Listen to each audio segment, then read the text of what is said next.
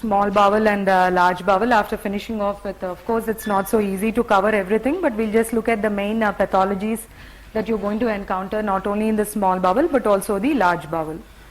So small bowel, will start off with first the developmental, that is the malrotation of the gut. Normally when the regular rotation that happens in embryology does not happen, it gives rise to three kinds of abnormalities that you encounter. Either you have malrotation, or you have non-rotation, or you have a reverse rotation. So the commonest that you see is the malrotation, that is the DJ flexure is going to lie to the right and caudal to its usual position. What is non-rotation? The small bowel, the entire small bowel is going to remain on the right side of the abdomen and the colon is going to lie onto your left side. So what is reverse rotation? This of course is better appreciated on CT than on the barium.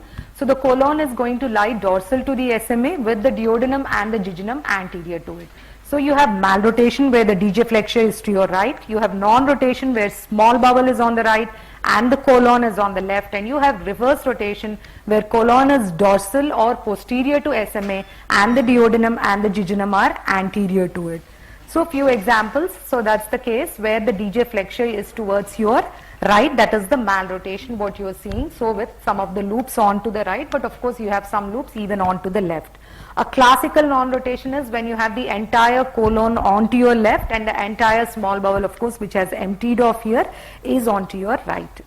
So again, what you can see, you have the small bowel loops onto the right with the DJ flexure to the right. So this is a case of malrotation and not a non-rotation.